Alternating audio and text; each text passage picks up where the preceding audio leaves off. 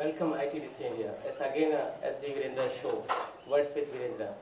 We are here with Honorable Shri Kailash Mishra, candidate from Congress for Bhopal Municipal Corporation polls. Welcome Kailash जी. जी नमस्कार. आपका नमस्कार, मैं कैलाश.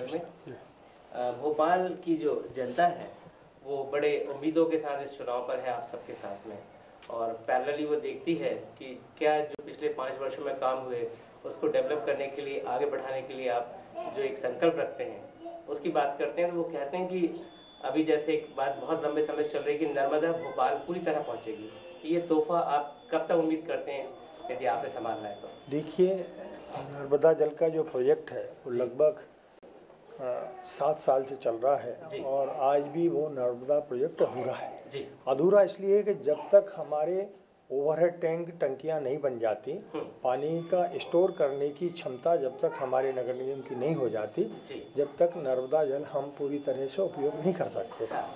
उदाहरण के तौर पर हमारे वहाँ पर 4 पंप लगे हुए हैं नर्मदा पे, और 4 में हम जैसे अभी के टाइम में संभवतः 1 चल रहा होगा, थोड़ी ज़रूरत पड़ती तो 2 चलते हैं, और गर्मी जब अधिक आती है तो 3 पंप चलाते हैं. आज हम 4 पंप चलाने की कैपेसिटी में नहीं है. इसलिए नहीं है कि उनका हम स्टोर पानी का नहीं कर पाते. हमारी कोशिश होगी कि हम ओवरहेड टैंक, जो टंकियां हमारी 62 टंकियों का निर्माण हो रहा है, उन टंकियों का हम काम जल्दी से जल्दी पूरा कराएंगे. वो काम बहुत लेट हो चुका है. वो टंकियों के भी टेंडर हुए लगभग 6 वर्ष हो गए, लेकिन आज तक काम पूरा नहीं हो पाया है. जब तक टंकी पूरी नहीं होगी, जब तक पानी भरने का बर्तन नहीं होगा, तब तक हम उस पानी को रखेंगे कहाँ.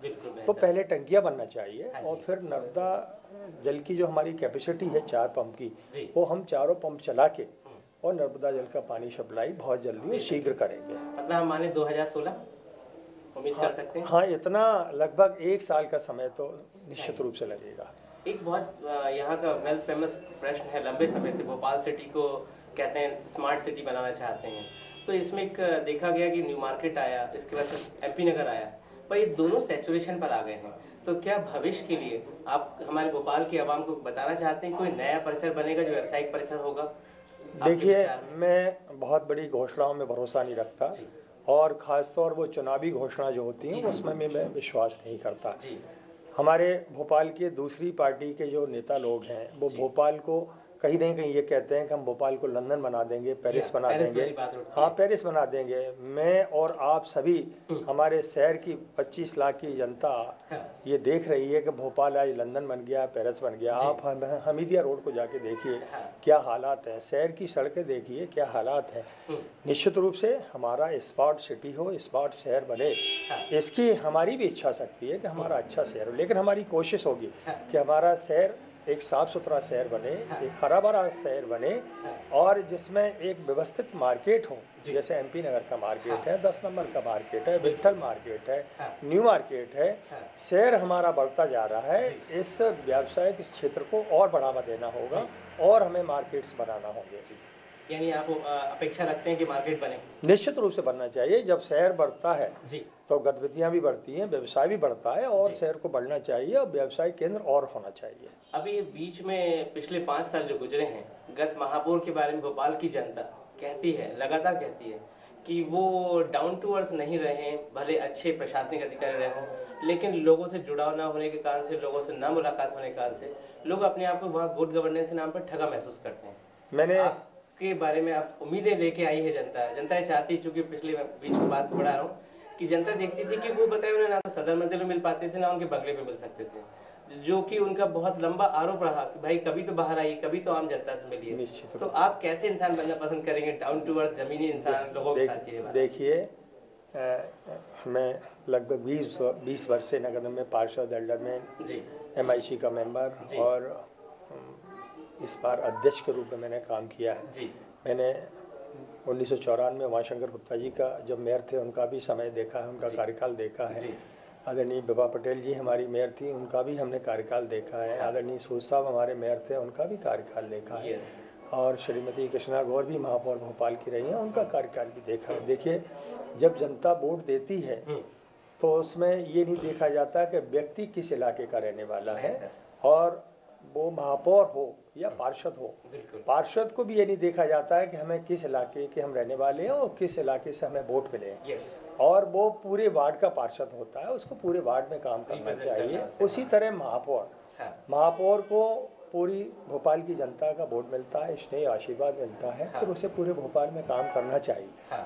और मैं समझता हूँ नित्य दिन रोजाना काम करना चाहिए। हमारी कृष्णा गौर बहुत अच्छी हैं और मैं उनका बड़ा आदर करता हूँ, सम्मान करता हूँ, लेकिन उनकी कार्यशैली से मैं असंतुष्ट हूँ कहीं ना कहीं। इसलिए असंतुष्ट हूँ कि उनको 6 विधानसभा के वोट भोपाल की जनता ने दिए और वो 5 साल के कार्यकाल में सिर्फ गोविंदपुरा विधानसभा क्षेत्र की महापौर होकर रह गए। उन्होंने सिर्फ गोविंदपुरा इलाके की चिंता की, जबकि जनता का भरोसा था कि श्रीमती कृष्णा गौर को हमने जिताया है, वो पूरे शहर की व्यवस्था पूरे शहर में काम करेंगे, पूरे शहर की साफ सफाई करेंगे, रोड सड़क नाली बिजली जो भी नगर निगम की मूलभूत सुविधाएं होती हैं वो करेंगे। और नगर निगम भोपाल की आज भी जो पहचान है वो सदर मंजिल से हुआ करती है, न तो माता मंदिर से होती है, न ही हमारे 12 नंबर से होती है। भोपाल की आवाम, भोपाल की जनता सदर मंजिल को नगर निगम मानती है।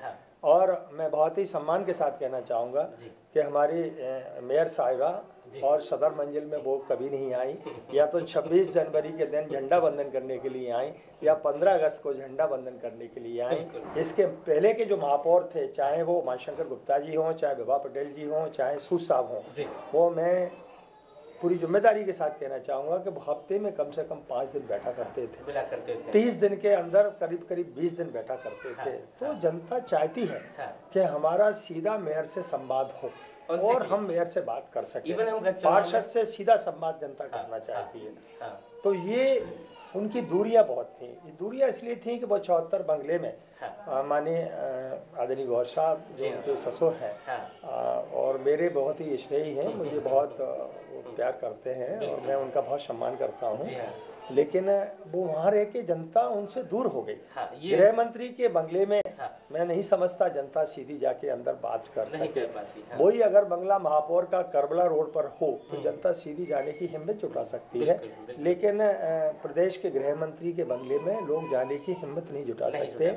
और वो लोग पार्षद के पास और मेयर के पास वो लोग जाते हैं जो मध्यम वर्गीय परिवार के लोग होते हैं, वो सीधी संवाद करना चाहते हैं, सीधी अपनी बात करना चाहते हैं। भोपाल की जनता इसी आरोप मैं समझता हूँ वो अपनी कसौटी पर खरी नहीं उतरी हैं और उनको जो जनता ने मौका दिया था उनको पूरे भोपाल की सेवा करना थी और पूरे भोपाल के लोगों के साथ में बैठ के चर्चा करना थी, जो आज अधूरी है। और हम लोगों का जहाँ तक प्रश्न है, हम भले ही पार्षद रहे, एल्डरमैन रहे, MIC के मेंबर रहे, अध्यक्ष रहे, हमने पूरी कोशिश की है कि महीने में छुट्टियों के दिन छोड़ के मैं रोजाना नगर निगम में बैठता था, सुबह में अपने निवास पे बैठता था और हमारी जनता से सीधा संवाद है, जनता से सीधा हमारा मिलना जुलना है।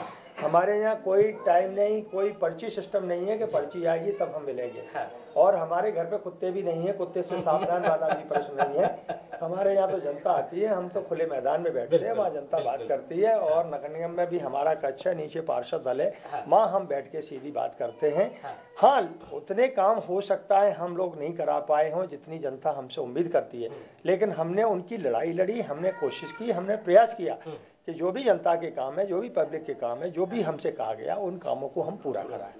एक बड़ा लंबे समय से चर्चित प्रश्न है खंती के बारे में, जो राजनीतिक उदासीनता के चलते धीमा होता रहा, कोर्ट्स के भी आदेश आते रहे, पर आपको क्या लगता है कि भविष्य में अगले 5 सालों में हम उस चीज को वहां से हटा पाएंगे क्योंकि वो शहर के बीच में आ गई है?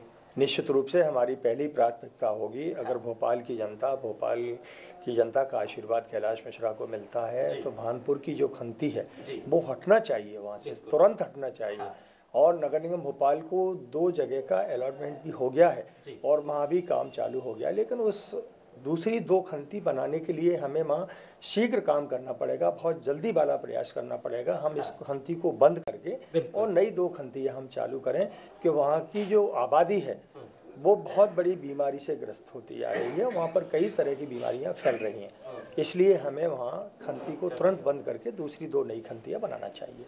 एक अंतिम प्रश्न के रूप में आपसे जानना चाहते हैं, जो कि कई दल के नाम नहीं लेंगे, वो अपना स्पष्ट मत नहीं देते हैं, वो है अतिक्रमण। भोपाल इस समस्या से इतना ज़्यादा प्रताड़ित है कि पार्किंग की समस्या भी उसकी जनित समस्या है, चाहे वो MP नगर में डाउन बेसमेंट में पार्किंग की बात हो जो लोगों ने ख़त्म कर दिए, तो इसके बारे में आपका अभिमत क्या है? क्या आप प्रयास करेंगे भविष्य में जब जनता आपको चुनेगी और लेके आएगी? देखिए, जहाँ तक भोपाल की पार्किंग का सवाल है, हमारे भोपाल में अभी पार्किंग की व्यवस्था उतनी नहीं है। मैं पुराने शहर की बात करना चाहूँगा, जिससे भोपाल जाना जाता था। आज़ाद मार्केट जुमेराती, आज़ाद मार्केट, चौक का इलाका हो या मंगलबारे का इलाका हो या घोड़ा नक्कास का इलाका हो, आज हमारा यहाँ व्यापार सिर्फ इसलिए पिट रहा है कि हमारे यहाँ पार्किंग की व्यवस्था नहीं है।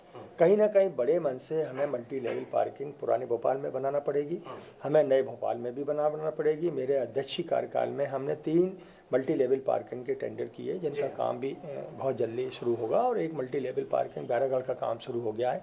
एक हमने MP नगर में मल्टी लेवल पार्किंग की व्यवस्था की है, उसके टेंडर्स हो गए हैं। एक न्यू मार्केट में, लेकिन ये पर्याप्त नहीं है, और भी पार्किंग की कहीं ना कहीं व्यवस्था करना पड़ेगी। और जहाँ तक अतिक्रमण की बात है, निश्चित रूप से जो अतिक्रमण ऐसा हो जिसमें ट्रैफिक बाधित होता हो, उसको जरूर हटाना चाहिए, लेकिन ऐसा अतिक्रमण नहीं हटाना चाहिए जिसकी लोगों की रोजगारी, जहाँ पर बैठ के रोजगार करते हैं, वो रोजगार खत्म हो, या जिनके आवास बने उनके आवासों को नहीं तोड़ना चाहिए। कहीं ना कहीं उन्हें व्यवस्थित तरीके से पहले हम उनको बसाने की व्यवस्था करें, पहले उनके व्यापार करने की व्यवस्था करें। हमें जो भी व्यवस्था करना हो वो व्यवस्था करें, इसके बाद हम उन्हीं की राजी से, उन्हीं की रजामंदी से हमें अतिक्रमण हटाना है। उनकी सहमति, आम जनता की, आम व्यापारियों की रजामंदी से हमें अतिक्रमण हटाना चाहिए। और निश्चित रूप से आज शहर हमारा बहुत जल्दी बढ़ता जा रहा है, और शहर में ट्रांसपोर्ट भी बहुत बढ़ रहा है। निश्चित रूप से गाड़ियाँ रोजाना शहर में बढ़ रही हैं। कहीं ना कहीं चौड़ी सड़कों की जहाँ हमें ज़रूरत है, तो वहीं पर हमें जो व्यवसाय करने वाले हैं उनके लिए व्यवस्था करने की ज़रूरत है। जो लोग घरों में रह रहे हैं, अगर उनका घर कहीं अतिक्रमण की श्रेणी में आता है, तो पहले हम उनको व्यवस्थित करें, और व्यवस्थित करके तब हम उनसे कहें कि अब हमें आप इसमें से 5 फीट जगह दीजिए और हमें ये रोड चौड़ा करना है। और जब आप उनकी व्यवस्था कर देंगे तो पूरे शहर के लोग आपके साथ में होके उस बात को स्वीकार करके वो 5 फीट आपको जगह दे देंगे। अगर आपको रोड में जरूरत है, स्वेच्छा से लोग देने को तैयार है। हर लोग जानते हैं, पूरी भोपाल की जनता जानती है कि आज रोड चौड़ी होने की जरूरत है, तो उसमें वो आपकी सहयोग और मदद करें। बिल्कुल, बहुत बहुत धन्यवाद कैलाश जी, आपको हृदय शुभकामनाएं। आप ये चुनाव विजय करें और हमारे भोपाल की सेवा का। बिल्कुल, आप अपना कोई संदेश देना चाहें, भोपाल की जनता आपसे रूबरू है सीधी, तो यहाँ आपने बोल सकते हैं। मैं भोपाल के सम्मानी नागरिकों से अपील करता हूं कि आने वाली 31 तारीख को हाथ के पंजे के सामने के दोनों बटन दबाएं। एक बटन दबाएंगे तो कांग्रेस के पार्षद को वोट मिलेगा, दूसरे बटन दबाएंगे तो कांग्रेस के महापौर को वोट मिलेगा। और एक बार आप कैलाश मिश्रा और हमारे पार्षदों पर भरोसा करिए, और निश्चित रूप से जब आप हमारे ऊपर भरोसा करेंगे तो हमारी पूरी कोशिश होगी कि आपके भरोसों को हम कभी टूटने नहीं देंगे। और हमारा पहला संकल्प है कि भोपाल हमारा एक हरा भरा शहर है, वो रहना चाहिए। भोपाल एक सुंदर शहर है, वो होना चाहिए।